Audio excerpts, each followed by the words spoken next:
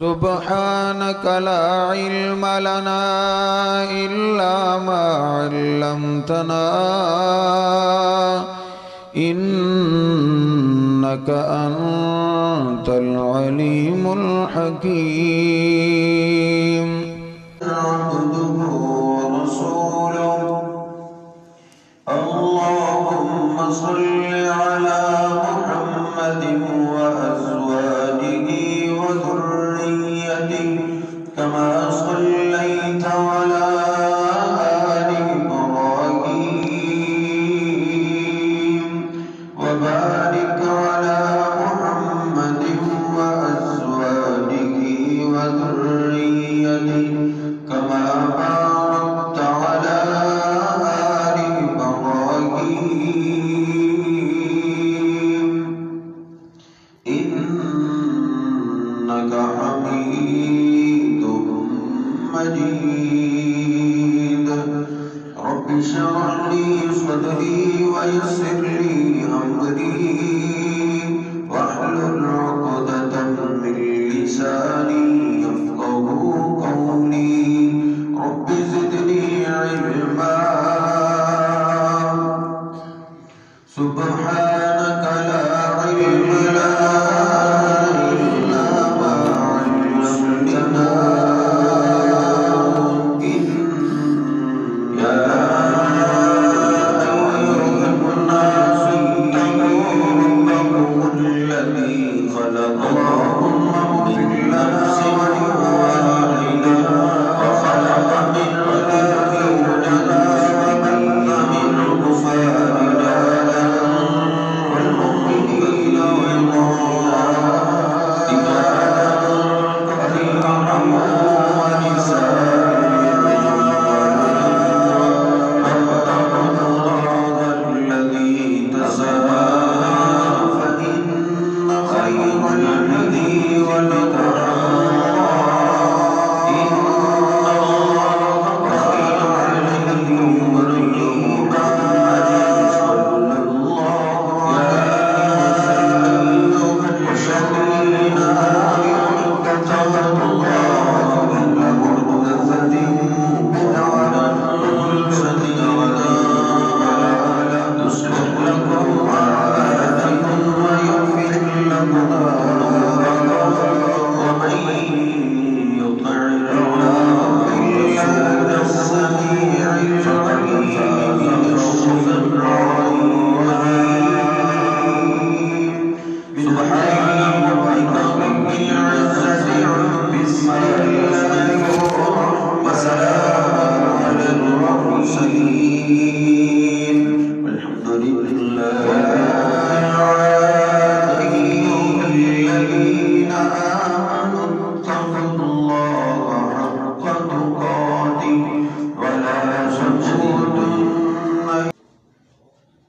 ایک حدیث پاک ہے جو دیگر احادیث کی کتابوں میں بھی موجود ہے. سیدنا ابو ہریرہ رضی اللہ تعالی عنہ وہ روایت فرماتے ہیں کہ نبی پاک صلی اللہ علیہ وسلم نے ارشاد فرمایا کہ اذا مات الانسان انقطع عنه عمله إلا من ثلاث بصدقة جارية أو علم ينتفع به أو ولد صالح يدعو له. آپ فرماتے ہیں اذا مات الانسان جب آدمی کو موت آ جاتی ہے اور یہ ایک ایسی اٹل حقیقت ہے جس کا کوئی کافر بھی انکار نہیں کرتا. اللہ پاک نے اس قانون پہ کافروں نے بھی گھٹنے ٹیک دیے کہ ہر بیماری کا علاج ہے لیکن موت کا علاج نہیں. نبی پاک صلی اللہ علیہ وسلم کا جب مکہ پاک میں آپ کا ایک بیٹا فوت ہوا تو مشرکین مکہ نے بڑی خوشی منائی کہ چلو بیٹے سے ہی نام زندہ رہتا ہے، بیٹا فوت ہو گیا تو اب محمد صلی اللہ علیہ وسلم بھی فوت ہو جائیں گے تو نام ختم ہو جائے گا، آپ کی موت کا انتظار کرو۔ ان کے ان باتوں کا جواب اللہ نے یہ نہیں دیا کہ یہ جھوٹ بول رہے ہیں آپ ادھر ہمیشہ رہیں، بلکہ اللہ پاک نے فرمایا افإن مت فهم الخالدون، اے میرے حبیب اگر آپ دنیا سے چلے گئے تو کیا یہ ہمیشہ رہیں گے؟ انک میت وانہم میتون، آپ کو بھی موت آنی ہے اور سب کو موت آ جائے گی۔ سیدنا عمر فاروق رضی اللہ تعالیٰ نبی پاک صلی اللہ علیہ وسلم کے جانے کے بعد اکثر فرمایا کرتے تھے، بلکہ بعض روایات میں تو میں نے پڑھا ہے کہ انہوں نے اپنی انگوٹھی پہ لکھوا لیا کہ کفا بالموت واعظا یا عمر، اے عمر تیرے محبوب پیغمبر کا دنیا سے چلے جانا تیرے لیے واعظ کافی ہے۔ اگر محبت اور پیار کی وجہ سے وہ دنیا میں ہمیشہ رہتے تو آپ کو کبھی موت نہ آتی، آپ کبھی دنیا سے نہ جاتے، آپ سے تو انسان کیا جانور بھی محبت کرتے تھے، آپ سے تو پرندے بھی پیار کرتے تھے، آپ سے تو پہاڑ بھی سلام کرتے تھے، اور پہاڑ جیسا پہاڑ بھی آپ سے محبت اور پیار کرتا تھا۔ اگر محبت کی وجہ سے وہ دنیا میں ہمیشہ رہتا تو آپ کبھی بھی دنیا نہ چھوڑتے۔ اذا مات الانسان، موت ایک ایسی اٹل حقیقت ہے، شیطان انسان پہ حملہ کرتا رہتا ہے، دل پہ جم کے بیٹھا ہے، سب سے زیادہ حملہ وہ ماردار پہ کرتا ہے، جس کے پاس چند ٹکے آ جائے اس کو شیطان ایک دھوکہ دیتا ہے، یحسب ان مالہ اخلدہ، شیطان کہتا ہے تجھے نہیں موت آنی، موت اس کو آتی ہے جس کے پاس علاج کے لیے پیسے نہ ہوں، تیرے پاس تو سرمایہ بڑھ ہے، تیرے بینک میں کتنی دولت پڑی ہے، تجھے تو تھوڑا سا کچھ ہوا ڈاکٹر تیرے گھر میں آ گیا، تو مہنگے ہاسپٹل سے اپنا علاج کروا لے گا، تیرا علاج کشمیر میں نہ ہوا تو امریکہ چلا جائے گا، بیرون ملک سے اپنا علاج کروا لے گا۔ شیطان یہ دھوکہ دیتے رہتا ہے کہ تیرا مال تجھے موت سے بچا لے گا، لیکن نہیں، مال بھی فیل ہو جاتا ہے، ڈاکٹر بھی فیل ہو جاتے ہیں، اس کا کوئی علاج نہیں۔ اذا مات الانسان، یہ ایک ایسی اٹل حقیقت ہے جس کو اپنے دل و دماغ میں جگہ دیجئے کہ میرا اور آپ کا ہمارے گھروں سے ایک دن جنازہ اٹھنے والا ہے، جس طرح ہم قبرستان جا کے ڈھیریے دیکھ کے آتے ہیں، ایک دن میری اور آپ کی بھی ڈھیری قبرستان میں بننے والی ہے۔ آپ فرماتے ہیں اذا مات الانسان، جب آدمی کی موت آ جاتی ہے، موت کا وقت آ جاتا ہے، جنازہ اٹھ جاتا ہے، انقطع عنہ عمل، تو انسان کے عملوں کا سلسلہ ختم ہو جاتا ہے۔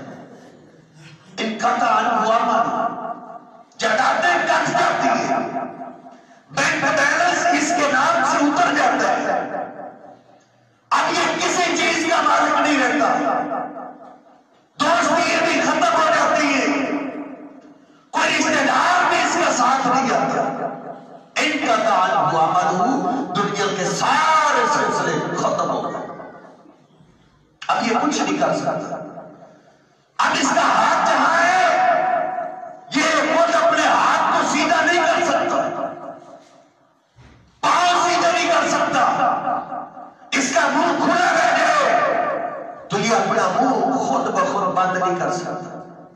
اب دنیا کا سلسلہ ختم ہو گیا، جدار پلاٹ سب کچھ نام سے اتر گئے، بلکہ اس بات کا تذکرہ اللہ پاک نے قرآن پاک کے اندر ایسے کیا ہے، 22واں پارہ ہے سورہ فاتر ہے، اللہ کہتا ہے والذین تدعون من دونہ ما یملکون من قطمیر، غیبی مدد کے لیے تم جن کو آوازیں دیتے ہو، غیبی مدد کے لیے، اللہ کہتا ہے یہ کھجور کے اندر ایک گٹھلی ہے، گٹھلی کے اوپر ایک پتلا سا چھلکا ہوتا ہے، اللہ کہتا ہے جب جسم سے روح نکل گئی اب یہ اس گٹھلی کے چھلکے کے بھی مالک نہیں، اب جرادے ساری اتر گئی، جس کی ہمیں دن رات فکر ہے، جوڑ لو دکانیں اپنی بنا لو، محل اپنا بنا لو، یہ سب کچھ ختم، گاڑی میری اپنی ہو جائے، یہ سب کچھ ختم ہو گئے۔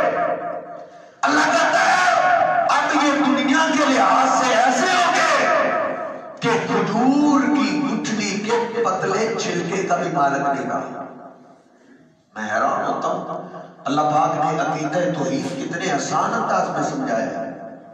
کھجور ایک قبر ہے اور قبر کے اندر میت وہ کھجور کی گٹھلی ہے اور گٹھلی کا چھلکا وہ میت کا لباس ہے۔ اللہ کہتا ہے جب اس کے جسم میں روح تھی، اس کے نام بڑی جائیدادیں تھیں، بڑی پراپرٹیاں تھیں، لیکن جب جسم سے روح نکل گئی اب حال کیا؟ اللہ کہتا ہے یہ اپنے کپڑوں کا بھی مالک نہیں رہا، کپڑے بھی اب اس کے نہیں رہے۔ اس سے آسان اور آسان انداز کیا ہو سکتا ہے؟ یار ادھر کوئی اللہ کا ولی کو بزرگ آ جائے نا، میں اور آپ مل کر اس کے کپڑے اتارنا چاہیں تو وہ ہمیں کپڑے اتارنے دے گا؟ نہیں اتارنے دے گا۔ ارے کیوں نہیں اتارنے دے گا؟ بھائی ابھی اس کے جسم میں روح ہے، ابھی وہ اپنے کپڑوں کا مالک ہے۔ اگر کسی بزرگ کے جسم سے روح نکل جائے پھر ہم اس کے کپڑے پھاڑ کے بھی اتارتے ہیں، وہ روکتا ہے؟ اب کیوں نہیں روک رہا؟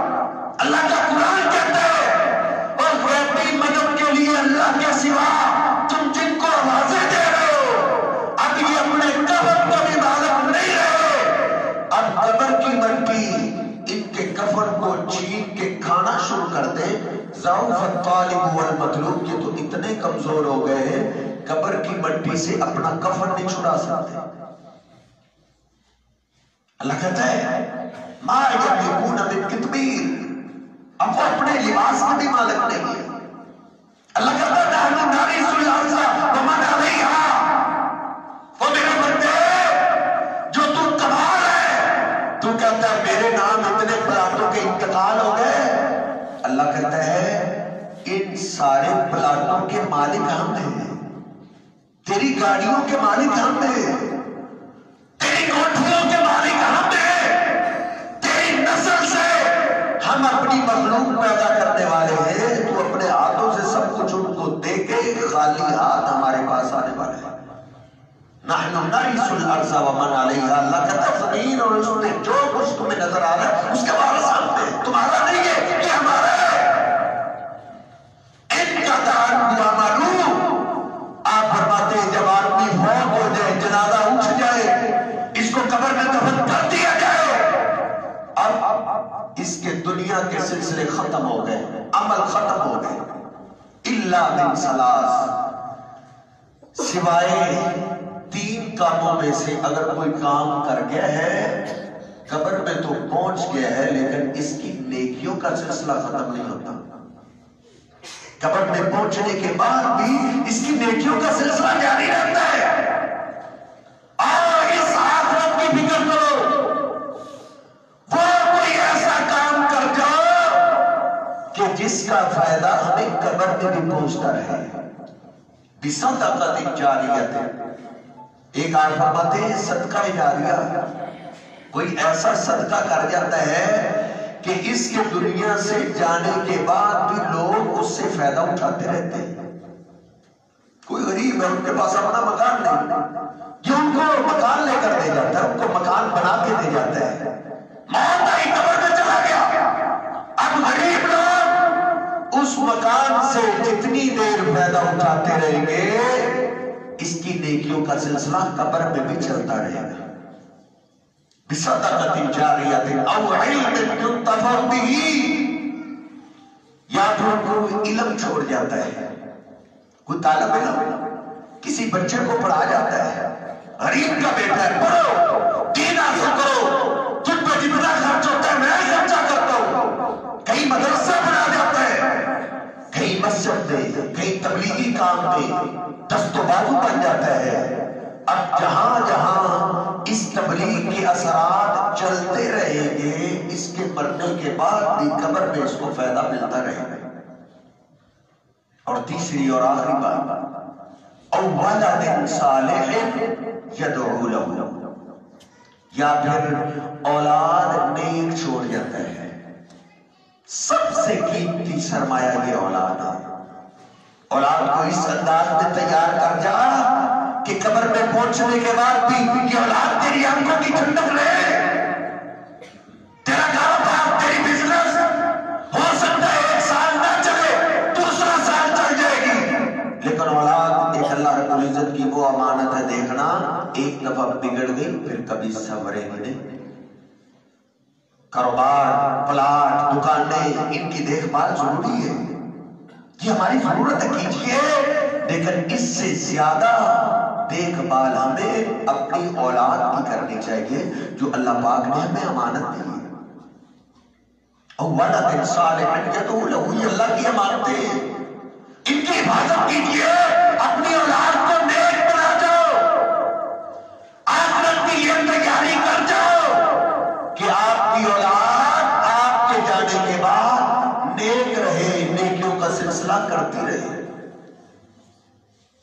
جو سیانے سمجھدار باپ تھے نا، ان کو اپنے کاروبار، بزنس، گاڑی، مکان، اس سے زیادہ فکر اپنی اولاد کی ہوا کرتی تھی۔ ایک باپ کا تذکرہ اللہ پاک نے قرآن پاک کے اندر کیا ہے، باپ ہے، اللہ کہتا ہے وہ بڑا سمجھدار باپ تھا، وَلَقَدْ آتَيْنَا لُقْمَانَ الْحِکْمَةَ، لقمان کو ہم نے حکمت دی تھی، وہ بڑا سیانہ تھا، وہ بڑا سمجھدار تھا۔ اس نے کیا کیا؟ وہ لقمان کوئی پیغمبر تو نہیں تھے، وہ تو عام آدمی تھے، لیکن اللہ نے قرآن میں ایسے ہی ذکر کیا جیسے اللہ پیغمبروں کا تذکرہ کرتا ہے۔ اس باپ نے کیا کیا؟ میرا اور آپ کا معاشرہ تو یہ کہتا ہے سمجھدار باپ وہ ہے جو اولاد کا اپنا مکان بنا کے دے گئے، سمجھدار باپ وہ ہے جو اپنی اولاد کا بزنس چلا جائے، یہ میرا معاشرہ کہتا ہے۔ لیکن لقمان علیہ السلام کو اللہ نے سیاح کہا ہے، اللہ نے سمجھدار کہا ہے، وہ سب سے زیادہ فکر اپنی اولاد کی کیا کرتے تھے۔ اللہ کہتا ہے وہ سنو کس ادا کو دیکھ کے اللہ نے ان کا تذکرہ کیا، ان کی ادا کیسی تھی جو اللہ کو پسند آتا۔ اللہ کہتا ہے اِذْ قَالَ لُقْمَانُ لِابْنِهِ وَهُوَ يَعِظُهُ، لوگوں اس وقت کو یاد کرو جب لقمان اپنے بیٹے کو سامنے بٹھا کے ان کو واز کیا کرتے تھے، جس طرح میں تمہیں تقریر کر رہا ہوں، واز کر رہا ہوں، لقمان علیہ السلام ایسے اپنی اولاد کو سامنے بٹھا کے ان کو واز کیا کرتے تھے۔ ہمیں مجلسوں میں بڑی باتیں کرنی آتی ہیں، بڑی سیانی سیانی بڑی بڑی سمجھدار باتیں مجلسوں میں بیٹھ کر کر جاتے ہیں۔ کبھی میں نے اور آپ نے اپنی اولاد کو واز کیا ہے؟ اپنی اولاد کو سمجھایا ہو؟ اپنی اولاد کو کوئی اللہ سے ڈرایا ہو؟ اپنی اولاد کو کوئی نصیحت کی ہو؟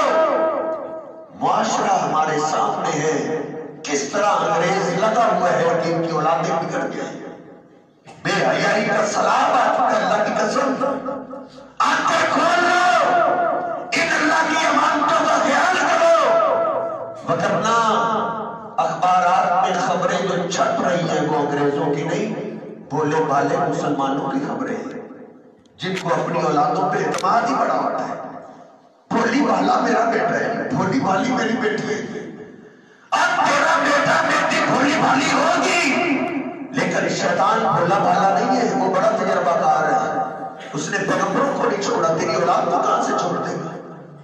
تاج نگاش نے قلم کے آنسو میں آپ کے پنجاب کے لاہور کا سچا واقعہ لکھا ہے۔ اور لڑکی 1 سال تک فون پہ باتیں کرتے رہے، 1 سال تک. سال کے بعد انہوں نے ملاقات کا ٹائم دے دیا دادا دربار پر. سال کے بعد جب دونوں ملنے کے لیے آمنے سامنے ہوئے، دونوں کے شرم کے مارے سر جھک گئے، کیونکہ دونوں حقیقت میں سگے بہن بھائی تھے. ماں باپ کو کیا خبر؟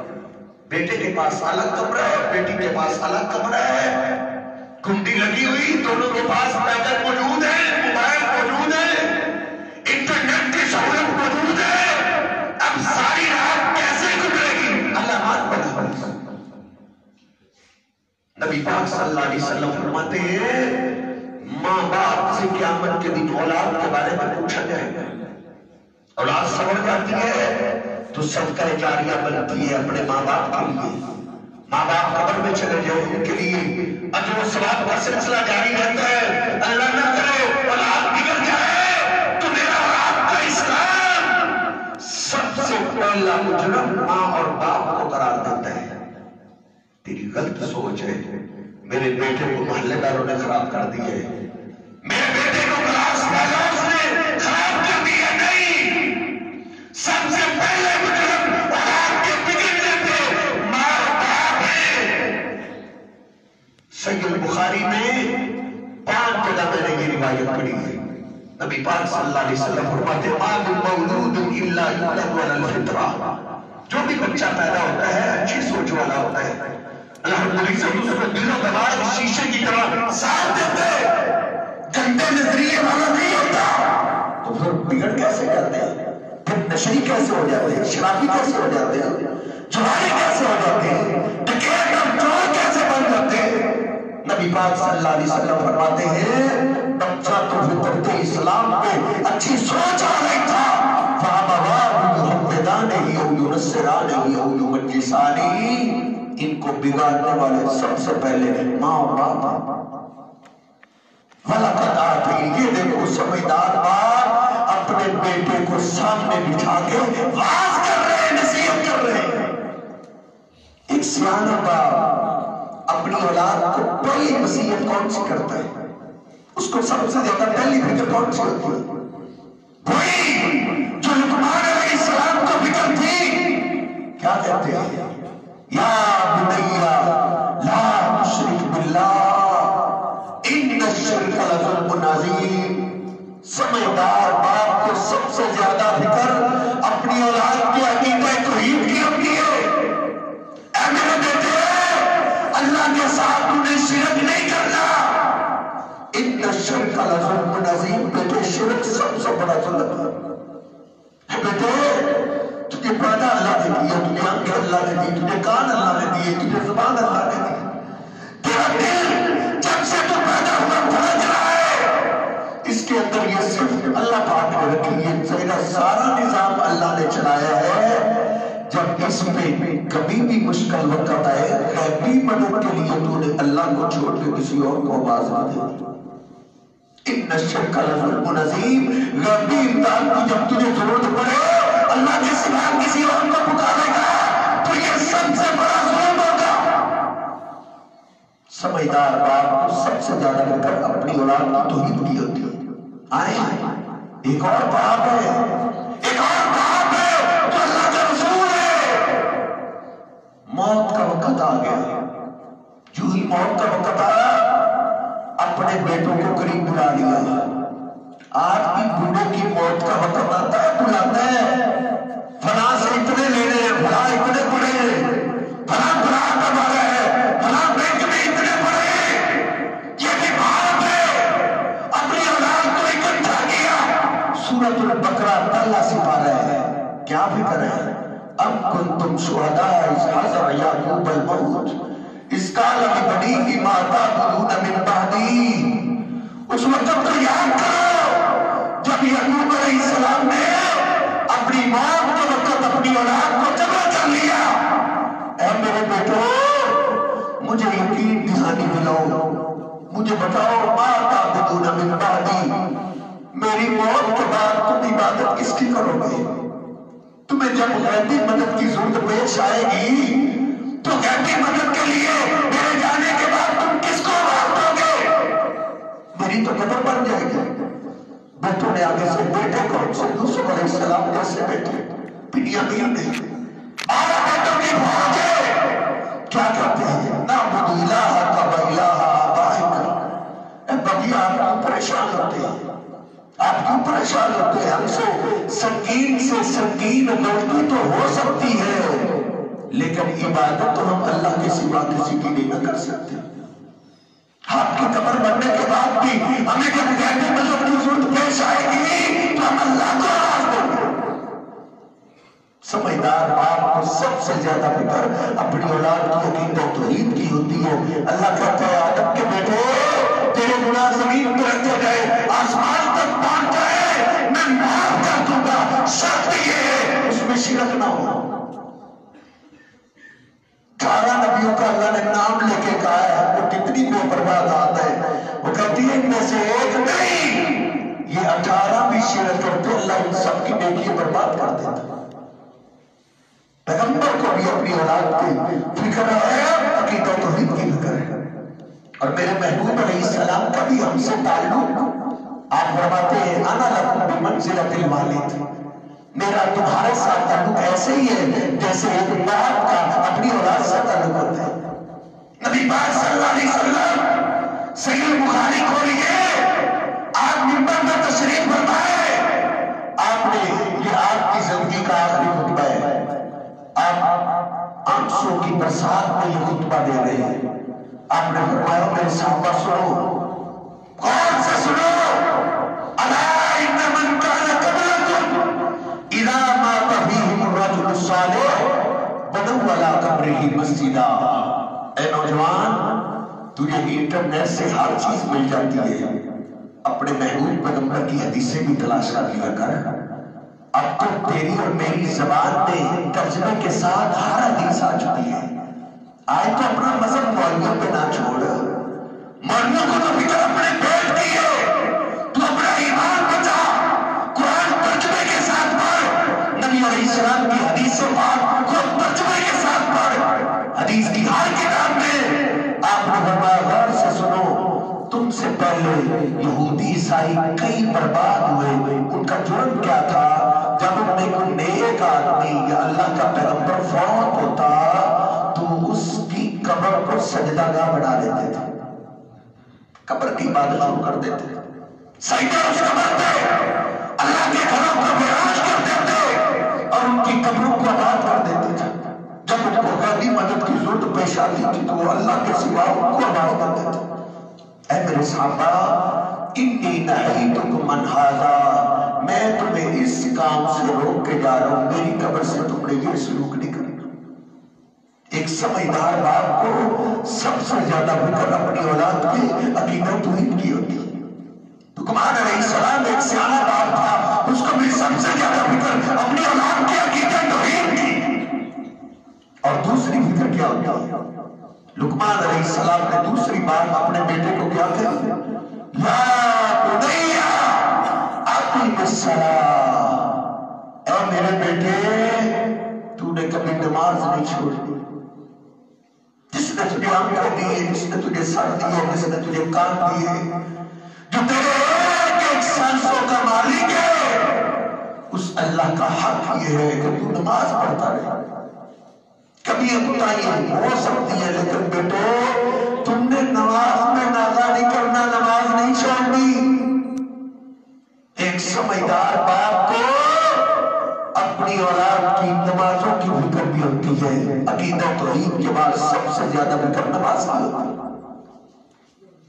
فرضی نماز کی تو کم از کم فکر ہونی چاہیے نا. میرے اور آپ کے محبوب پیغمبر کی سیرت تو ہمیں یہ بتاتی ہے، صحیح بخاری کھولیے، رات کی تاریکی میں آپ اپنی بیٹی فاطمہ کے گھر میں پہنچے، دروازے کو دستک دی، دونوں سوئے ہوئے تھے. آپ نے فرمایا فاطمہ علی تم سوئے ہوئے اور تم نے تہجد کی نماز کیوں نہیں پڑھی؟ نبی پاک صلی اللہ علیہ وسلم کو تو اپنی بیٹی کی تہجد کی نماز کی بھی اتنی فکر ہے، اور ہم آپ کی سیرت کو کیسے اپنانے والے ہیں؟ ہمیں اپنی اولادوں کی فرضی نمازوں کی فکر نہیں. نبی پاک صلی اللہ علیہ وسلم نے سیانہ باپ بھی اسی کو کہا ہے جس کو زیادہ فکر اپنی اولاد کی نمازوں کی ہوتی ہے. آپ نے کیا فرمایا؟ منو اولادکم بالصلاۃ وہم ابناء سبع سنین. جب آپ کے بیٹے آپ کی بیٹی کی عمر 7 سال کی ہو جائے تو ان کو نماز سکھا دو. نماز سکھا دو. نرسری پر 1 2 3 ABC سب کچھ آگے، نماز نہیں آتی. ابھی تو چھوٹا ہے، ابھی اس کی پولیس صاحب نماز والے کو سے عمر شروع ہو گئی ہے. نبی پاک صلی اللہ علیہ وسلم فرماتے ہیں 7 سال کی عمر ہے، نماز سکھا دو. 7 سال کی عمر کے بعد اپنے بیٹے کو ہر نماز کو انگلی سے پکڑ کے مسجد میں لے کے آؤ. 3 سال تک یہ ڈیوٹی ادا کرو. کام پہ گئے، شام کو گھر واپس آؤ، ٹیوشن، سکول، کھانا، یہ پوچھنے سے پہلے نماز پوچھو میرے بیٹے نے آج کتنی نمازیں پڑھی ہیں. 3 سال تک یہ ڈیوٹی ادا کرو. صحابہ کرام کے زمانے میں اب جتنی صفحے مردوں کی ہوا کرتی تھی نا، اتنی ہی صفحے پیچھے بچوں کی ہوا کرتی تھی. ہمارے اندر کچھ تقویٰ بھی زیادہ آ گئے. بچوں کو تو ہم مسجد میں آنے ہی نہیں دیتے. یاد رکھو بچوں کو اللہ کے گھر میں بھی استثناء اصل ہے. بچوں کی وجہ سے نماز نہیں خراب ہوتی، نماز نہیں خراب ہوتی. بچوں کو لے کے آؤ. یہی وجہ مسجد و بران ہو گئی ہے. بچہ جب تھا اس وقت ہی تو اس کو عادت پڑنی تھی. اس وقت ہم نے نہیں آنے دیا، مولویوں نے نہیں آنے دیا، نمازیوں نے نہیں آنے دیا. جب وہ بڑا ہو جاتا وہ خود نہیں آتا. 7 سال کی عمر کے بعد نبی علیہ السلام کے زمانے میں آپ کی نماز تو دیکھو، آپ نماز پڑھا رہے ہوتے، پیچھے سے بچے چمٹ پڑتے، کسی کے رونے کی آواز آتی، آپ نماز کو چھوٹا کر دیتے. آپ فرماتے آج میرا دل چاہ رہا تھا قرات کو لمبا کروں، لیکن بچے کے رونے کی وجہ سے میں نے قرات کو چھوٹا کر دیا ہے. یہ نہیں آپ کہتے یہ بیٹا کس کا ہے، کون لے کے آیا ہے، سمجھا کے کیوں نہیں لے کے آیا؟ نہیں، بچوں کی وجہ سے نماز خراب نہیں ہوتی، ان کو آنے دیجیے. نبی علیہ السلام نماز پڑھا رہے ہیں، حسنین کریمین پیچھے سب سے آگے آ گئے. آپ سجدے میں گئے، آپ کے اوپر دونوں شہزادے سوار ہو گئے. صاحب حیران، اتنا لمبا سجدہ فرضی نماز کا تو آپ نے کبھی بھی نہیں کیا. اتنا لمبا سجدہ کہتے ہیں کافی دیر کے بعد آپ نے اللہ اکبر کیا تو ہمیں سمجھ آئی ہے. آپ اللہ اکبر کر کے سجدے سے سر اٹھا رہے ہیں اور آہستہ سے حسنین کریمین کو دائیں بائیں بٹھا رہے ہیں. ہم سمجھ گئے کہ حسنین کریمین کی وجہ سے آپ نے سجدے کو لمبا کر دیا. سیدنا ابو ہریرہ کہتے ہیں آپ پھر سجدے میں گئے، وہ دونوں پھر سوار ہو گئے. ساری نماز ہی ایسے ہوئی. سیدنا ابو ہریرہ رضی اللہ تعالیٰ عنہ فرماتے ہیں جب نماز سے فارغ ہوئے تو میں نبی علیہ السلام کے پاس آیا. میرے خیال میں المرء یقیس علی نفسہ، ہر آدمی اپنی سوچ کے مطابق ہی سوچتا ہے. شاید اللہ معاف کرے ابو ہریرہ رضی اللہ تعالیٰ نے سوچا ہوگا کہ بچوں نے تو آج نماز خراب کر دی، بچوں کی وجہ سے تو نماز بگڑ گئی ہے. آئے کہا اللہ کے رسول الا اذهب بهما الى امهما، ان بچوں کو ان کی ماں کے حوالے نہ کرو. نبی پاک صلی اللہ علیہ وسلم فرماتے ہیں ابو ہریرہ بیٹھ جاؤ، اپنی جگہ بیٹھ جاؤ. نبی پاک صلی اللہ علیہ وسلم آرمیدہ ہو گئے. ان شہزادوں سے بھی آپ کا انوکھا ہی پیار تھا. آپ نے فرمایا میرے صحابہ من احبنی فلیحب ہذین، جو مجھ سے پیار کرتا ہے وہ میرے ان دونوں بچوں سے بھی پیار کرے. ان بچوں سے بھی پیار کیا کرو. نبی پاک صلی اللہ علیہ وسلم حسنین کریمین کی محبت میں آپ جیتا ہے.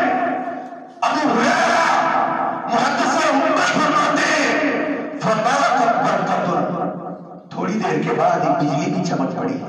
آج بھی بارش کا موسم ہوتا ہے تو بجلی چمکتی ہے، لیکن فوراً بجھ جاتی ہے. سیدنا ابو ہریرہ کہتے ہیں بجلی چمکی اور بجھی نہیں، پورا مدینہ روشن ہو چکا ہے. نبی پاک صلی اللہ علیہ وسلم فرماتے ہیں اے حسنین کریمین، میرے رب نے تمہارے لیے روشنی کر دی ہے، جاؤ اس روشنی میں اپنی امی کے پاس چلے جاؤ. سیدنا ابو ہریرہ کہتے ہیں جب تک دونوں شہزادے اپنے گھر میں نہیں گئے تھے مدینہ روشن ہی رہا تھا. بچوں کی وجہ سے نماز خراب نہیں ہوتی. 3 سال تک یہ ٹریننگ دو، 3 سال. اب آپ کے بیٹے اور بیٹی کی عمر 10 سال کی ہو گئی ہے. آپ فرماتے ہیں وَضْرِبُوهُمْ عَلَيْهَا وَهُمْ أَبْنَاءُ 10 سنین. اب اگر آپ کا بیٹا آپ کی بیٹی نماز میں سستی کرے تو ان کو مارو. اب ڈنڈا اٹھا لے. یہ حدیث پڑھتے ہوئے مجھے حیرانی ہوتی ہے. نبی پاک صلی اللہ علیہ وسلم نے زندگی میں کبھی بھی کسی بچے کو تھپڑ بھی نہیں مارا. سیدنا انس 10 سال کی عمر ہے، اس وقت سے خدمت میں لگے. کہتے ہیں میں نے 10 سال خدمت کی، 10 سال کے عرصے میں مجھے میرے محبوب نے اوف بھی نہیں کہا تھا. تو اتنا ہلکا لفظ ہے. اللہ پاک نے ماں باپ کے بارے میں کہا ہے کہ جب تمہارے ماں باپ بوڑھے ہو جائے تو ان کو اف تک نہ کہو. آپ بچوں سے ایسے اخلاق سے پیش آتے تھے، لیکن نماز کا معاملہ اتنا اہم ہے. آپ فرماتے ہیں 10 سال کی عمر کے بعد نماز میں سستی کرے تو اپنی اولاد کو مار لے. اپنے بیٹے کو آج مار لے نماز میں، وگرنہ تیرا بیٹا جب بڑا ہو جائے گا تو یہ تجھے مارے گا، یہ تجھے دھکے دے گا. اور میرے محبوب علیہ السلام میرے بچپنے کے لیے بھی رحمت ہے، میری جوانی کے لیے بھی رحمت ہے، میرے پیغمبر میرے بڑھاپے کے لیے بھی رحمت بن کے آئے. اگر تم چاہتے ہو تمہاری اولاد آنکھوں کی ٹھنڈک بن جائے تو نماز میں اپنی اولاد کو مار لے، وگرنہ ان باپ کی داستانیں آپ جانتے ہیں. ہمارے تحصیل دیپال کے آنکھوں کے ڈاکٹر ہیں ڈاکٹر عطا الرحمان انجم صاحب، وہ خود بتا رہے تھے. کہتے ہیں ایک بوڑھا بابا میرے پاس آنکھ دکھانے کے لیے آیا. میں نے کیا دیکھا؟ آنکھ ساری ریڈ ہے، سرخ ہے. میں نے کہا بزرگوں تمہیں کیا ہو گیا؟ آج جب میں نے پوچھا ان بزرگوں سے بولا نہیں کیا. کافی دیر کے بعد بولے ڈاکٹر صاحب میں آپ کو کیا بتاؤں، آج مجھے میرے بڑے بیٹے نے تھپڑ دے مارا ہے. وَضْرِبُوهُمْ عَلَيْهَا وَهُمْ أَبْنَاءُ 10 سنین. آج اپنی اولاد کو نماز پہ مار لے، وگرنہ تیری اولاد تجھے مارے گی. صحابہ کرام بھی اپنی اولادوں پہ سب سے زیادہ سختی نماز کی کیا کرتے تھے. ایک صحابی میرے استاد محترم عبداللہ ناصر رحمانی صاحب نے یہ بات بیان کی. پھر میں نے احادیث کی کتابوں میں اس کو تلاش کیا. مجموع الزوائد میں علامہ حسنی لے کے آئے، طبرانی میں بھی موجود ہے، مسند احمد کے اندر بھی موجود ہے. ایک باپ بیٹا روم کے جنگ میں شریک ہے. رومی فوجیوں نے رات کی طریقے میں حملہ کیا، بیٹا گرفتار ہو گیا. اب وہ صحابہ بیان کرتے ہیں کہ اس بات کی تو ہم نے کبھی عجیب دیکھی. آج بھی کسی کا بیٹا گم ہو جائے، اللہ کرے اللہ سب کے بیٹوں کی حفاظت فرمائے. ماں باپ کو فکر ہوتی ہے میرے بیٹے نے پتہ نہیں ناشتہ بھی کیا یا نہیں، میرے بیٹے نے دوپہر کا کھانا بھی کھایا یا نہیں، میرے بیٹے کو رات کا لنچ کھانا بھی ملا ہے، بستر بھی ملا یا نہیں. لیکن اس باپ کی عجیب کیفیت ہے. صحابہ کہتے ہیں جب مؤذن اذان کہتا تو وہ ڈھائی مار کے رو پڑتا اور روتا ہوا کہتا ہاں ابنی کیف یصلی، ہائے میرے اللہ میرے بیٹے کی نماز کا کیا بنتا ہوں. اے اللہ وہ تو کافروں کے ملک میں قید ہے، ہمیں پٹھڑیوں میں بند ہوگا، اس کو تو سورج بھی دکھائی نہ دیتا ہوگا، اس کو تو دن رات کا بھی پتہ نہیں چلتا ہوگا. اے اللہ اذان ہو رہی ہے، ہم تو نماز پڑھنے لگے ہیں لیکن میرے بیٹے کی نماز کا کیا بتاؤ؟ صحابہ کہتے ہیں اس سے رہا نہ جاتا، پھر وہ قریب پہاڑی پہ چڑھتا ہوا کہتا ہے اللہ تو جانتا ہے جب سے میرے بیٹے کی عمر 10 سال کی ہوئی ہے آج تک میرے بیٹے نے ایک نماز بھی نہیں چھوڑی، اے میرے اللہ میرا بس نہیں چل رہا۔ اب ایک باپ اپنی اولاد کی نماز کی خاطر کیا کر سکتے ہیں؟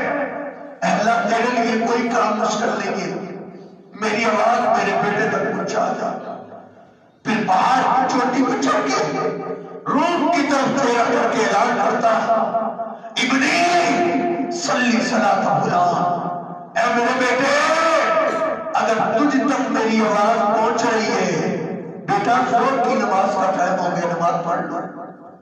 اے بیٹے اگر تیرے پاس وضو کے لیے پانی نہیں ہے مٹی سے تیمم کر کے نماز پڑھ لو، لیکن بیٹا نماز نہیں چھوڑنی۔ ایسے باپ کے بارے میں سوچا جا سکتا ہے کہ بیٹا کار ہو اور پھر وہ بیٹا بے نماز ہو، نماز نہ پڑھتا ہو۔ ہم نے اپنی اولادوں کو انگریز بنانے کی لیٹی چوٹی کا زور لگا دیا ہے، میرا بیٹا انگریز بن جائے، نمازی بنتا ہے بنے نہیں بنتا نہ بنے۔ او بدبخت انسان تو اپنا دشمن کیوں ہو گیا ہے؟ ان کے رستے پہ اپنی اولاد کو چلا رہے ہیں جن کے ہاں قانون یہ ہے تیرا باپ بوڑھا ہو جائے جان چھڑا اس سے، اس کو حکومت کو جمع کروا، حکومت جانے اور تیرا باپ جانے۔ اور کتنے ہی ایسے ہوتے ہیں جن کو اپنے باپ کا پتہ ہی نہیں ہوتا۔ تو نے اپنی اولاد کو ان کے نقش قدم پہ چلا کے گزر پڑتا ہے؟ نہیں، صحابہ کی طرح اپنی اولاد کی تربیت کر۔ اگر تو چاہتا ہے تیری اولاد تیرے لیے آنکھوں کی ٹھنڈک بڑھے۔ صحابہ یہ وصیتیں کرتے تھے، اپنی اولاد پہ یہ سختیاں دین کی کیا کرتے تھے، اس لیے ہی تو پھر وہ دنیا سے بھی جا رہے ہوتے تھے تو بڑی عجیب عجیب وصیتیں کرتے تھے۔ سیدنا عمر بن عاص مسلم شریف میں موت و حیات کی کشمکش میں رو رہے ہیں، بیٹے قریب آئے، کہا ابا جی آپ کیوں پریشان ہیں؟ ہمارے محبوب پیغمبر نے آپ کو فلاں موقع پہ جنت کی بشارت نہیں دی تھی؟ ابا جی آپ کو تو نام لے کے نبی علیہ السلام نے جنت کی بشارت کرتے۔ کہا نبی علیہ السلام جب سے چلے گئے اس کے بعد بڑی کمیاں کوتاہیاں، اے میرے بیٹو میں تمہارا باپ ہوں، باپ کے بڑے حقوق ہوتے، میں اپنے حقوق کے بدلے تم سے ایک چیز کا مطالبہ کرتا ہوں، تم نے میری ایک وصیت پہ عمل ضرور کرنا ہے۔ کعبہ جی وصیت کون سی ہے؟ وصیت پہ بتائے۔ اب باپ سے حاجی رسول اپنی اولاد آنکھوں کی ٹھنڈک کو کیا وصیت کر رہے ہیں؟ اے میرے بیٹو جب میں فوت ہو جاؤں مجھے غسل دے دو، مجھے کفن پہنا دو، میرے جنازے کو اٹھا لیا جائے، جنازہ پڑھ دیا جائے، مجھے قبر میں دفنا دیا جائے، لوگ دعا کر کے واپس آ جائیں۔ اے میرے بیٹو میں تمہارا باپ ہوں، لوگ واپس آ جائیں، تم نے واپس نہیں آنا۔ قوموا حول قبری، اے میرے بیٹو تم نے میری قبر کے ارد گرد کھڑے ہو جانا ہے، میرے لیے بخشش کی دعائیں میرے رب سے کرتے رہنا، کرتے رہنا۔ اے میرے بیٹو تمہیں جلدی بھی ہونا تو کم از کم اتنی دیر ضرور کھڑے رہنا۔ قدر ما تنحر الجزور ثم تقسم لحمها، جتنی دیر میں ایک اونٹ کو قربان کیا جائے، اس کی کھال اتاری جائے، پھر اس کے گوشت کو بنایا جائے، پھر اس کے گوشت کو تقسیم کیا جائے، کم از کم تم نے میری قبر پہ کھڑے ہو کے اتنی دیر دعائیں کرتے رہنا ہے۔ جن ماں باپ کو اپنی آخرت کی فکر ہوتی تھی وہ اپنا مستقبل آخرت کو سمجھا کرتے تھے، ان کا اپنی اولاد کے ساتھ یہ رویہ ہوا کرتا تھا۔ سیال کر کے مجھے وہ دوست نہیں بھولتے جن کے گھر میں کھانا تھا، انہوں نے کہا میرے کزن فوت ہو گئے، ان کی قبر پہ جانا ہے، 7 8 کہتے ہیں کروڑ کی جائیداد کو چھوڑ کے گئے. جب میں ادھر گیا قبر پہ دعا کرنے کے لیے تو اس باپ کی قبر گری ہوئی تھی, مٹی گری ہوئی ہے, اور ان کی اولاد کو اپنے باپ کی قبر کا پتہ ہی نہیں.